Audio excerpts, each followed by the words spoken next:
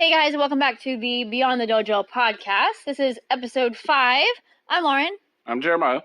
and we're going to be talking about structuring teaching in this podcast. So, essentially, how we structure our dojo, how we split the classes, what the focus of our classes are, all that kind of stuff. Yeah, and just want to preface by saying this isn't the perfect way or the answer to everything. It's just the way we do things, and we're still changing it. We're constantly tuning it. So it's just general ideas we wanted to share with everybody to maybe get some feedback and see how everybody else does it also. Yeah, and we've come from very different dojo structures than the dojos that we run now. And actually, my dojo is run differently than Jeremiah's dojo, and that's just based on circumstance. So obviously, there's lots of different ways to do this. Oh yeah. So the first thing is, so we'll talk about my dojo. So in mine, we are split up by age group, maybe in excess, but I do it for a good reason. We have a 4 and 5-year-old class. We have a 6 to 8-year-olds class. We have a 9 to 12-year-olds class, a teens and adults class, an advanced class, and a senior adults class. And Jeremiah's dojo has homeschoolers class, afternoon kids class, and a black belt class. Yeah, well, a black belt adults. Yeah, a black belt adult class. Yeah. Yeah, and we have a homeschoolers class as well. So part of my thought, and we'll kind of get into this a little bit later, is so I actually taught Sunday school from the time I was 15 until I was 22, and I taught kindergarten through 2nd grade, and that particular age group was actually about 6 to 8 years old. And one thing that I noticed within that age range is as these kids got older, it was really difficult to keep the attention of the different ages depending on what we were doing. The way that the 6-year-olds process information was totally different than the 8-year-olds. And that was only a 2 years difference. It was even a big difference from 6 to 7. So, I had that in the back of my mind. And when I started managing the dojo, our local dojo before I took it over, we actually had a 4 to 7-year-olds class. And for some people, that may work. I felt like for us, it did not work because a 4-year-old and a 7-year-old, once again, are totally different. And then once you get past 5 years old and you go into 6 years old, all that kind of stuff, they get into school. A lot of that's totally different. And then you get even higher up in elementary school age. 9 is much different than 8. I mean, you're starting to see big disparities in cognitive function. And then trying to put in kids with teens is just no way. Just they're not on the same level. Teens are way more similar to adults. That's why we put them together. That's just some thoughts on how we break up our classes. No, I agree with you. I don't have the same amount of classes you guys offer down here at Bushnell, but I agree with you completely. I'm kind of blessed and cursed at the same time because most of my students are all about the same age range. Mm-hmm. I don't have too many, disparity in age. So, yeah. And you also have a cool structure because you have a butt ton of homeschoolers. So you can do all your morning where everybody's going to be jealous of that. I used to run a landscape company, and I read a book about running a better business and running a better, smaller business. And one of the chapters was right tool for the right job. Mm. And, ever since I opened the dojo, my homeschoolers class has always been my larger class. I've always catered to them, not only as the individual families, giving certain discounts and stuff, but also trying to reach out to the homeschooler groups and stuff like that to get involved and get networked. In Ocala, it's kind of crazy. Word of mouth with homeschoolers works pretty well. Yeah, there you go. So, yeah, getting into a group of people, that's always helpful. So there's you go. Business tip. So we're going to talk a little bit about the structure of classes based on their level. Well, like the structure of classes, and then within those classes, different levels. So obviously, we're arranging our students by their age. We do have an intermediate. Actually, I forgot about that. We have an intermediate class, and we also have like an intro class for brand new beginners. Yeah. That's like one class. I also like to say that our teaching style is more coaching than the old school stand around count and stuff like that. We're more one-on-one. We give a lot. I'd say 3/4 of the class is the general teaching to the whole group. Well, I think 1/4 of it is individual coaching, at different times. So, and that was actually one thing that I learned from Jeremiah is how to teach a class that has people of multiple levels while still having everyone get something out of it. Because when I first stepped into running our dojo, I mean, we had what it was a like a beginners class and then an advanced class, plus and the 4 to 7 year olds class. So those three classes, that was it. So the kids class or the beginners class had like everybody in it. It was mostly kids, but then there's some adults that are getting in there. But there was a wide range of ability in that class, and I was like freaking out. I had no idea what to do. But Jeremiah taught me how to change it up and like give different progressions to different students of different levels, which is exactly how my mind works. So that worked perfectly. And that's kind of what we're referring to here. So, real quick, we're gonna cover what we actually do in each class and like what the purpose is. So the first one is 4 and 5 year olds class. Now I know that some dojos do not teach 4 and 5 year olds. High fives to you. No offense to 4 and 5 year olds, they're great, but yeah. it's very difficult to teach 4 and 5 year olds. The only reason that we do it is because there is a desire for it, but sometimes I don't have a desire for it. I love those kids, but there's something else. And you definitely have to have the right personality for that class. Absolutely. And it's funny because Lauren has the right personality for the 4 and 5 year olds. And You call me a little kid? No, I'm just saying I tend to have the right personality for the 6 and 8s. Yeah. I give them what they need, and you give them what they need. Yeah. So.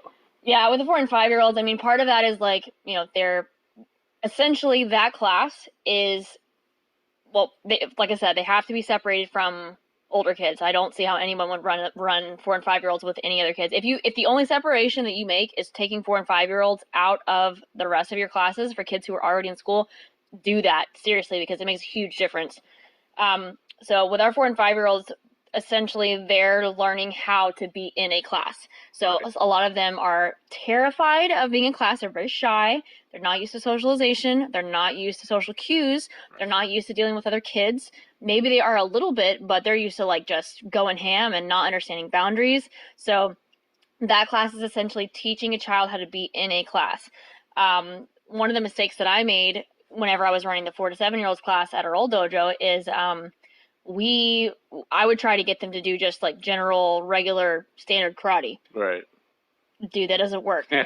It does not. I'm sorry, it doesn't work with 4 and 5 year olds. Their minds are not there, and honestly, Western kids, they're not Japanese kids. And if Japanese kids are being put through the ringer, and if they are being taught that way, because that's the example that's usually set for us, like, well, these little tiny Japanese kids are training real hard and blah blah blah. Well, sorry, we have Western kids. Their minds are different culture, different family structure. So we have to be able to deliver a message or a teaching to the level that they're at. We have to meet the students where they're at, and I had to learn that the hard way. So with 4 and 5 year olds, we separate them out and teach them, like they do funky drills, and they learn, like they do ladder drills and cone drills. Like the other day, I had 2 teams, and I had the cones set up in a zigzag, and the kids had to figure out how to get around the zigzag cones correctly and make it across the finish line. Took us almost 20 minutes just to properly get around the cones. I mean, it's like you're wanting these kids to do Han Shodan, but they can't like run around some cones or even block correctly. So yeah, totally different. So Jeremiah, that's at the beginner level, but honestly, I have never had a 4 and 5 year old test up. They've all been white belts, and I don't encourage testing. You do you, but I do not agree with giving little tests here and there and giving rank or giving pretend rank. It's just not my preference. Yeah. So I don't even introduce the idea of any rank until they have the opportunity to take a real Q exam. So we don't even test in 4 and 5 year olds. They're just wear their white belts, and their white belts fall off on the floor, and we tie them around their heads because they can't keep them on. Yeah, and the good thing is that our parents understand that that's our approach. Yeah, and they're cool with that. And they're cool with it. So, I mean, you kind of got to meet not only where your students are at, but the community where they're at, like what the focus is of the group of students and their parents, Yeah. And we're lucky in that sense. They kind of like what we do. Yeah. So we talk about the 6 to 8 year olds because you do a pretty good job with that age range. Yeah. Even though I used to teach them, whatever. So the 6 to 8 year olds is generally my class. And what we found is that they tend to want structure. They just don't know they want it. They want that. They understand what they can and cannot do. They understand the rules to the game, basically. And that's what we do. Is we teach them what you can and cannot do socially. But at the same time, we practice good karate. That's when I start to really encourage, the details and stuff. It's no longer okay just to have the correct foot out and the arm in the kind of the right shape. We want to make it a little bit more formal, a little bit more precise, and that's the age we start to do that. It's no longer games all the time. They understand our structure as we work until at least the last 10 or 15 minutes of class. And if they work hard and earn the privilege to play a game, they can play it at the end of class. It's like anything, you do your work and you get rewarded. I believe the 4 to 5 year olds, it's drills and games to keep them engaged. The 6 to 8 year olds is more like learning how to keep, making them understand how they have to keep engaged. We don't do that for them anymore. Yeah. It's expected of them. Yeah. I will add in a couple of notes. With the 4 and 5-year-olds, we do learn basic techniques. Like they learn punches, they learn blocks, they learn kicks. It's just difficult to sequence it. Yeah. But then also even with the 6 to 8-year-olds, they are doing some like games in class to keep them, engaged, but a lot of it is basic training. So it is kind of it's a little bit of a leap, but right. Let's be honest. Could you guys imagine me making games up in karate? Let's be real. That's not going to be my style. So I use that old school, like, I make them work out. So I make push-ups fun. I make leapfrogs fun, stuff like that. I don't do a lot of the relay He's lying. I don't do a lot of the obstacle course stuff. Oh, shoot. I don't do that. I love those, but I'm too lazy, so we don't do obstacle courses. But to continue with the 6 to 8 year olds class, we tell the parents exactly what's expected for the first Q test, what we're looking at, what we want them to do. We send them YouTube videos of us, either Lauren or I doing the kata, and then we answer any questions. And we tell them this is, it's a big deal, but they'll figure it out. Yeah. And with that class, like they are introduced to their first exam usually, if they're starting off pretty young. But that class is still primarily beginners. Like they might get up to 9th Q. That's pretty much it. Or no, sorry, 8th Q. Yeah. But that's pretty much it because hand, shield on, hand, knee on. Basically, that's it. Yeah. Yeah, absolutely. And once they get past that, then it's like sometimes we bump them up to the next class. Bump them up if they get past knee on. They're ready to be in the normal kids class. Well, normal as in 9 to 12-year-olds. 9 to 12-year-olds. Those are normally functioning kids. That's what that is. Well, what I mean by that, normal is like exactly, normally functioning kids. I don't mean nothing bad about that. I'm just saying, like, we are now focusing on what we're paid to do, and that's teach karate. Yeah. Well, yeah. Not get the kids prepared to learn how to learn karate. Yeah, and that's the interesting thing is, like, the 4 and 5-year-olds class is a little bit of discipline stuff. The 6 to 8-year-olds class is a lot of discipline. Kids get disciplined in that class a lot, and they get, time off of playtime because they messed up. 9 to 12-year-olds almost never happens. And one of the threats that I use with them, 9 to 12-year-olds is primarily my class. With the 9 to 12-year-olds, I pretty much, I shame them. So I'm like, oh, you want to act like a child? Would you like to move back to the child's class? Would you like to go on Dying Cockroach like one of the little kids and get time off playtime? Like, they do not like that because they feel that they're, they're above it. They're bigger kids. Yeah. So that class is more about learning. They've already got pretty much the discipline, but they're learning their community roles. So I'll say this. I think it's important that no matter how you structure your dojo's classes and how you run your age groups and stuff, you should have an overall picture of where you want their children your classes, your students to be at certain ranks and ages.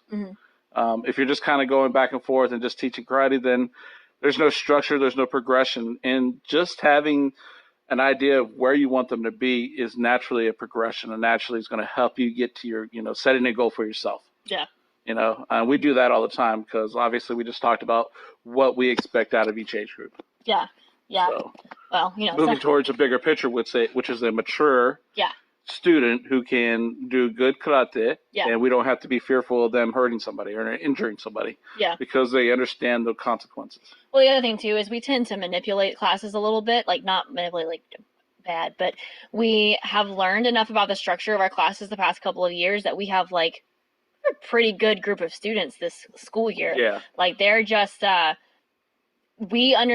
feel like I have a better job at the structure of the classes, and we've gotten into a groove with who teaches what classes on what days, and the kids are good with the structure. So like a kid gets out of line, they just get punished, and like that's all there is to it. There's nothing overly stressful. We don't feel like we're running all over the place, even though we don't have helpers anymore. Right. So yeah, I feel like that's been huge, like being able to stick with this structure and really get it established. Yeah, Lauren hit on a big note too, is that we don't hold anything from one class to the other. A child isn't constantly in trouble. Their actions are they get reprimanded that class. Yeah. And then when they come back the next class, it's a brand new day, brand new everything. We don't hold any grudges, and I think that's a big part in how our structure works, because they know that it's Each child has it's a fair thing. Yeah, each child has a clean slate each time they Right. walk into the class, and they have Exactly. the opportunity to excel each class. Absolutely. We don't like try to like put students off because they're Right. bad kids or We whatever. avoid categorizing or stereotyping certain students and kind of treat them as that. We try to keep them as individuals, and individuals making poor decisions, not a poor individual. Yeah. So. All right, so our 9 to 12-year-olds class, kind of moving up a tier here, is about learning community roles. So this is really interesting to watch this dynamic, because we've got kids that are all generally about the same age. Most of them are 10 and 11 years old, but there are some 9-year-olds, there are some 12-year-olds. Most of the time, by the time the kid gets 12 or turns 12, if they start off at the age of 12, sometimes we go ahead and bump them up. Just depends. But they tend to kind of snip at each other, and they're like not really happy with each other, but because the kids fight. But I always remind everyone, whenever you're higher rank in the class, you are supposed to be, number one, an example, number two, an authority figure. You're supposed to be help be a leader, especially because the majority of our higher ranked students in the 9 to 12-year-olds class are intermediate level. So they're 6th and 5th Q. Their job is, like, in addition to like leading warm-ups, they're supposed to help with other students sometimes, and we talk about that a little bit more with the teens, but they're starting to learn that dynamic. And some of the kids, if they are older than the person who is a higher rank, the lower ranked child feels like they should have authority over the younger kid, and that's not how it works on the dojo floor. Right. It is not about age, it's not about sex, it's about your rank and your ability, your time within the dojo. Yep. So they're starting to learn how that community works, which to me is super cool to watch, even though I want to rip their little hair out, and I'm gonna pop their heads off at some point. These kids. Yeah, but something else. But it's kind of cool to watch, because you're sitting there watching a child mature. Mm-hmm. Not like this to a mature adult, but you're starting to see that they understand the consequences to their actions. They're trying to change their ways. I mean, for example, we had a student last Tuesday come in and wanted to be the warm up leader. Because I had promised him the week before, so there was a yeah. And I told him no, that I would choose someone. I chose Holly already. And he rolled his eyes and gave me this like a big old attitude and everything else. And I told him, well, if you're going to act that way, what makes me want to give you a reward? Mm-hmm. And, and I explained to him, I was like, look, you don't work hard. You're slacking. You're not a good example. Mm-hmm.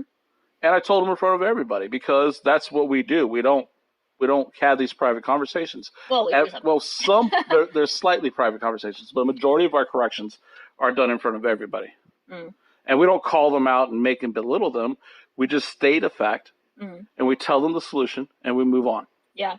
Well, the other interesting thing too is, especially with that particular class, is to watch how kids can surpass each other also, and how they get rewarded for, doing their job, right, for trying hard in class. Like we get like particular student, we get onto the student for not setting an example because they're a higher ranked student. Right. It's like, then someone's going to take your spot. I'll say this though, Thursday, if you watched him on Thursday, all of a sudden he's trying.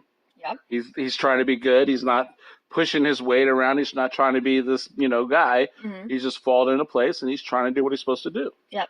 And that's the beauty of all the whole sequencing of things, is that by the time you really want to teach a child to do good karate, that's like their preteens and their tween years, because they're starting to develop athletically. Yeah. Well, the cool thing, though, is that by the time we get into this 9 to 12-year-olds class, we're talking a lot about this class because I love this class very much. I have always had a passion for this class.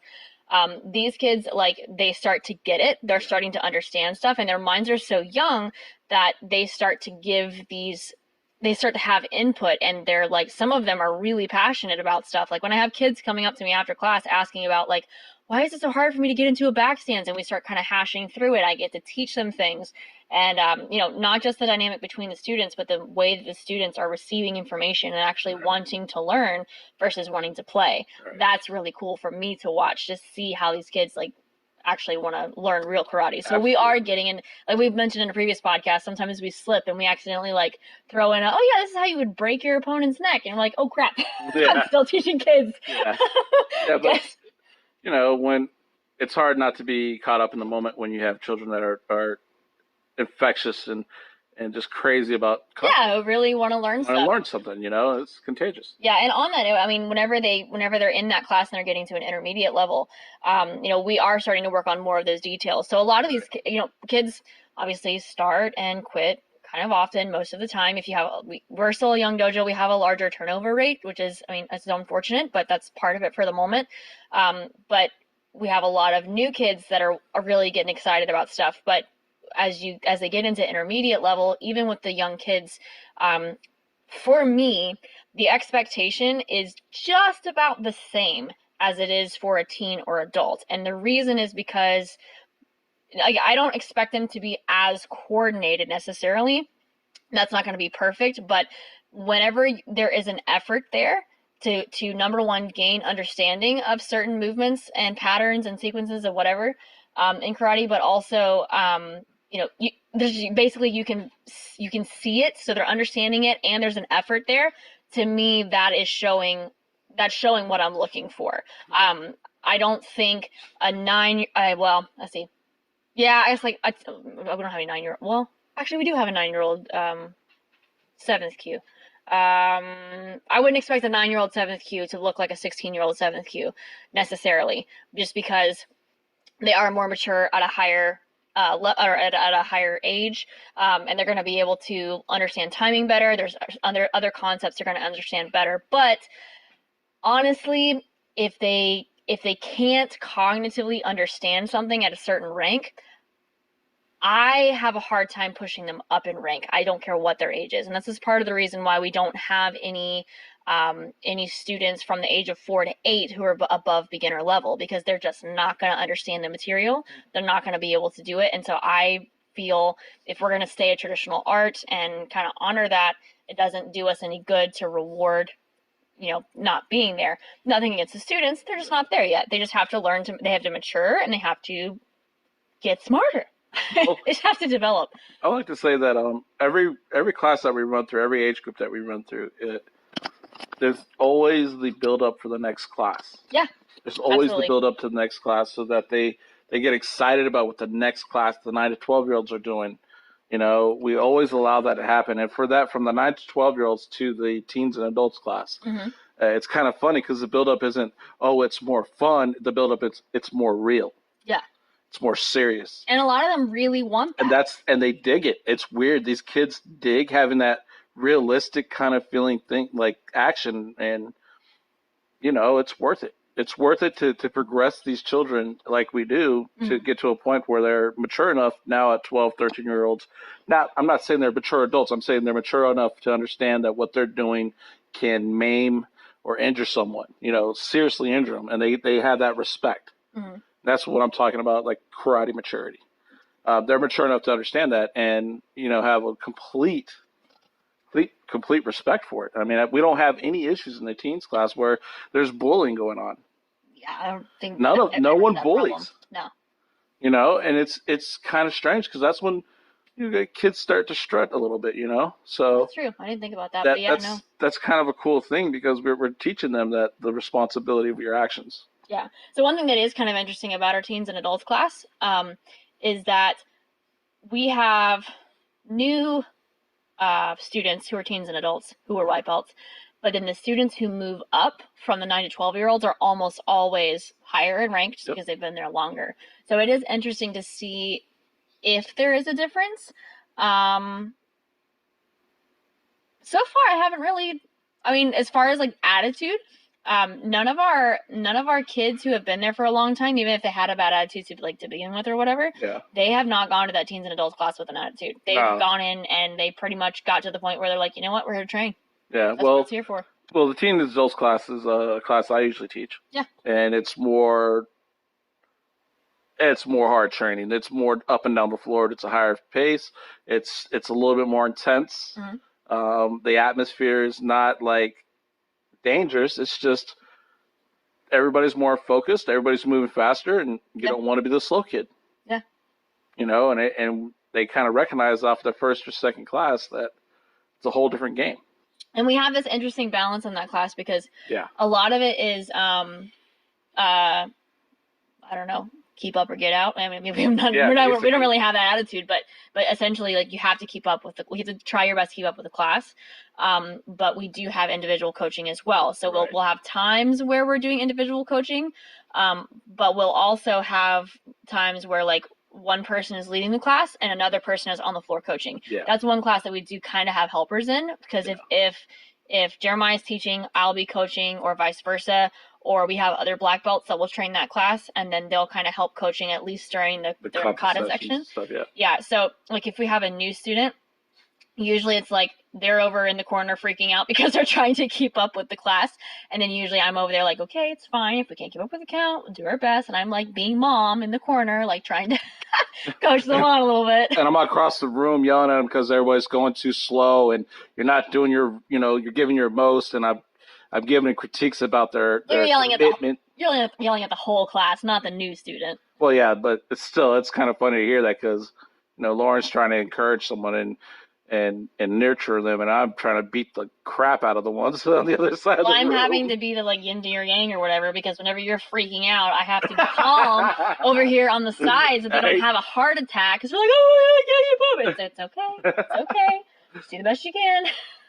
But luckily, for the most part, most people have been able to keep up pretty well. We have had some people that just, like, they did not like the pace of the class, and that's fine. It is considered like it's a beginner intermediate class, but sometimes we do kind of cater to the intermediate students because we do have so many intermediate students in that class, and that's kind of the unfortunate thing. If we have more floor space, maybe it would be easier.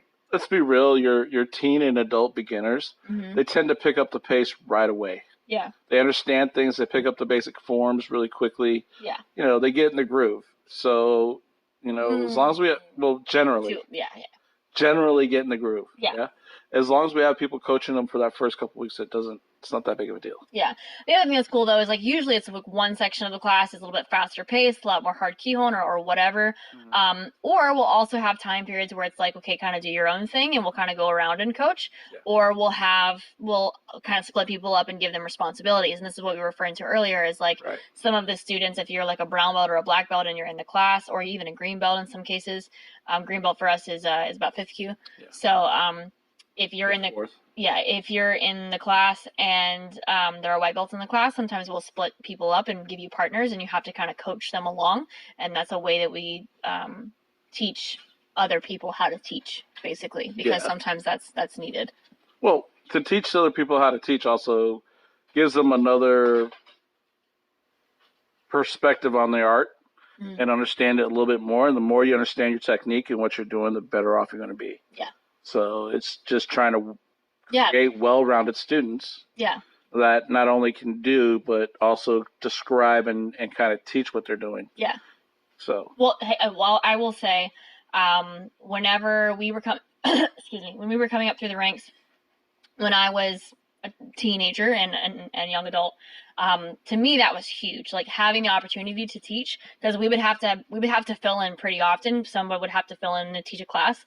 And having the opportunity to teach certain things, like, I was a good public speaker, so teaching a whole class was fine for me. Some people wouldn't necessarily like that, but even getting to coach one-on-one, getting to break things down and verbalize them, sometimes you just end up saying it in a way that makes sense to you, and maybe you don't know how to do that yet for the person that you're coaching, but then that just totally changes your perspective. I had so many instances where I would be describing something and I would be like, whoa, that's what that means.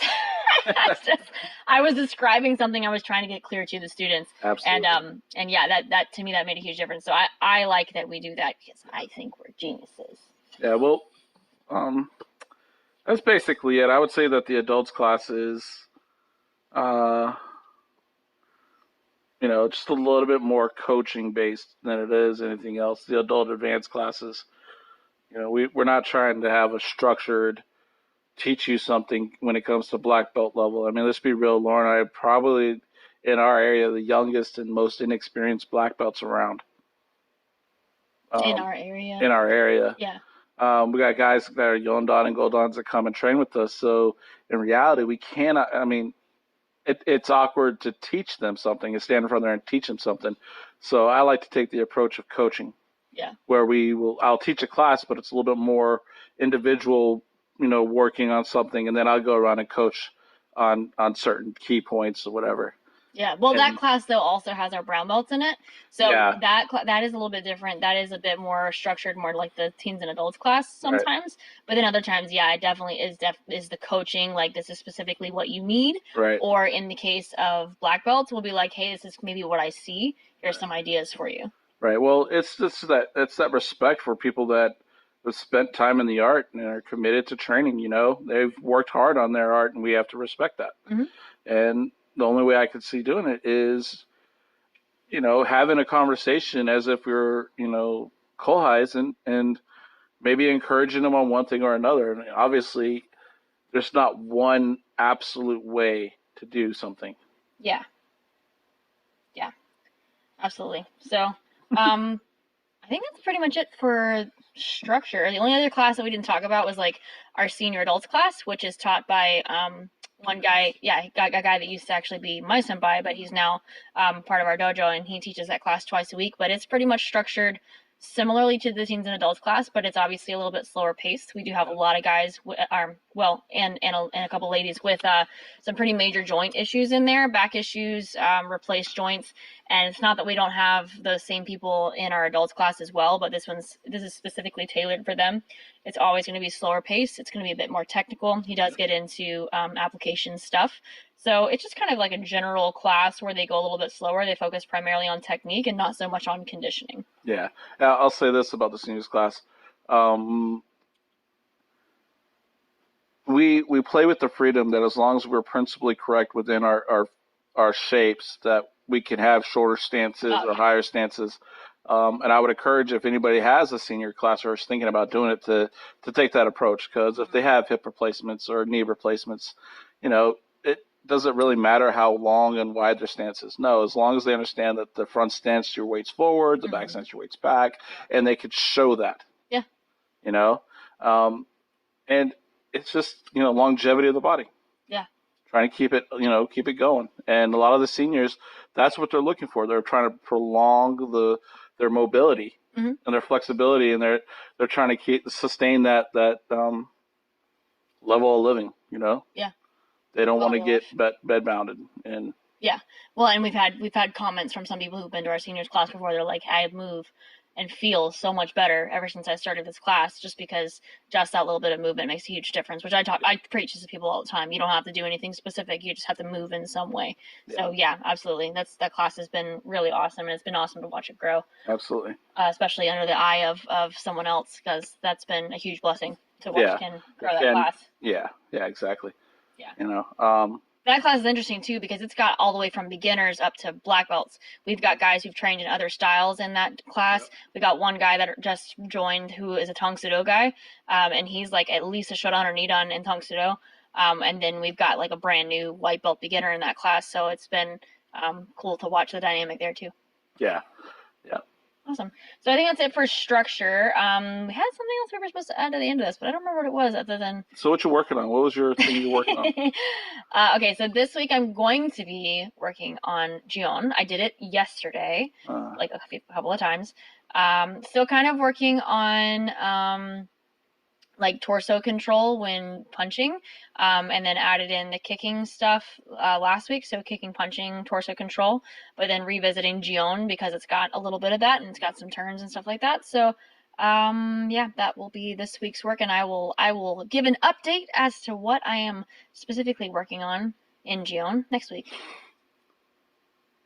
I would translate that, but I want to live, so I'll just say yes, dear. Yes, thank you. Now, um, I'm still working on step and punch, and my focus is not trying to feel the extension of the knee and extension of the elbow and try to time it through the feeling of it or reaction to it, but look at it more as like timing in an engine, where the timing chain kind of keeps everything going at the right time, but it's not specific to one detail.